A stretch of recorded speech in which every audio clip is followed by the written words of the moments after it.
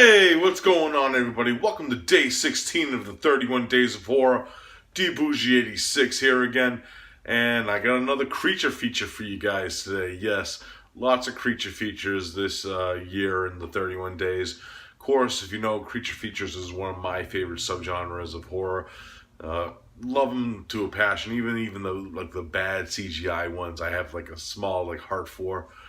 So the one that I chose today has an interesting history. This one's from 1980 or 1981. It goes by whatever date you go by from the internet sources.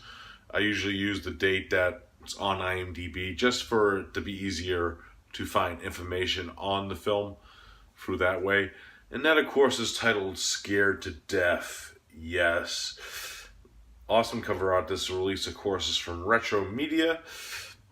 Again, making an appearance on the 31 Days also, which is Fred Olin Ray's company, of course. They released this film. Now, this film is, of course, directed by William Malone. If you don't know who he is, this is actually his directorial debut, and he went on to direct like Creature with Klaus Kinski. Then a few years later, he would do like a few episodes of Freddy Nightmares and Tales from the Crypt. And then he would re-insurgence into filmmaking with like House on Haunted Hill, the remake with Jeffrey Rush, and Fear.com, and a few other films that he directed. What's the other one? Parasomnia. That's another one that he directed. I haven't seen that one, actually, to be honest. I remember seeing ads for it when it was about to be released. And he also directed an episode of Masters of Horror, The Fair-Haired Child. So, yeah, this is his first film.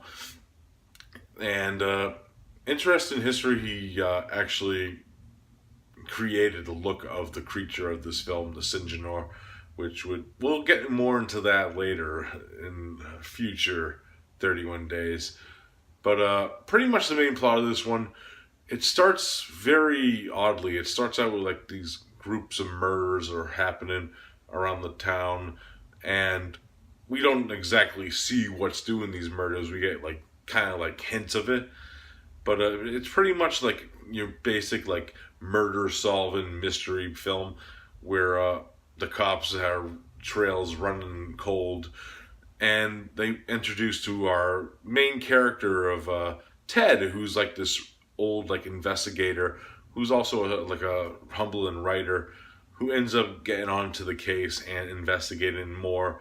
And what he leads to believe and finds out is that there's this bioengineered creature that was created that's actually running through like the city's sewer system and is feeding off the people's spinal fluid. That's what this creature feeds off of. So pretty much what ends up happening is trying to figure out a way to stop this creature before it's too late and it reproduces, pretty much. That is pretty much the main plot of this one without going too crazy into it. Now, my thoughts on it. Very atmospheric stuff, especially like when you get into that like underground sewer system. It's very reminiscent of like films that I love, like Alligator, and it has like that very great tension building like atmosphere because you never know what happens in the sewer systems, and like you always like look down at like a sewer like tunnel or drain or whatever, and you're like, maybe there is something down there, you know what I mean? And films like this and Alligator prove that point to be true, for that matter, you know? But yeah, this one is kind of slow, but that's not a bad thing because you do like get character development, of course, with our main characters like Ted and the love interest of Ted and the other like woman Sherry that actually comes into the plot later, who is connected to the Sinjanor in a way that a lot of like other characters, she's the one who actually gives us the full scoop of what's going on and stuff in the film. So it was interesting to see her reaction and the way that her character is brought into the film. The police characters are very interesting. Like we have Ted's buddy who's on the force still, who's actually I like their characteristics and their dynamic against each other. But yeah, a lot of kills. Nothing really too gory in this film though. Very like the way that they edit and shot the kills. You know what I mean? They're like very well edited, but you don't get to see a lot of like gore and stuff in this one if you're like looking for like a gore film, this is not going to be for you. But it was very interesting. There is some like blood and stuff. It's a very like goreless film. You don't get to see like the Sinjanor like tearing people apart, but the way that it feeds, you probably wouldn't either. You know what I mean?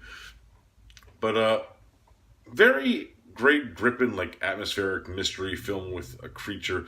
And I gotta say, the look of the Sinjanor, I love it.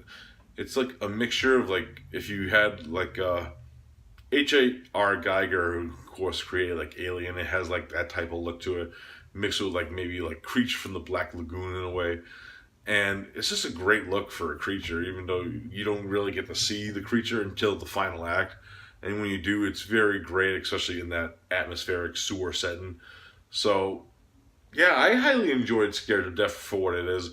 It's not like a perfect film by any means, but if you love like these like great like slow like atmospheric mystery films with a mixture of like creature feature added to it, you're gonna love this one for what it is. So if I had to rate it, I'm gonna give it like a solid 7.5 out of 10. Nothing too mind blown, and it still keeps me entertained enough to care about the characters and stuff. You know what I mean? So I highly enjoy Scared for Death with what it is. It's like I said, awesome stuff. All right, guys, that's it for day 16, and I'll be back tomorrow with day 17. You might kind of get a little hint of what I'm doing because let's just spoiler alert: the Sinjanor is making another appearance on the 31 days. So I'll see you tomorrow, guys, and as always, have a great day. Peace out.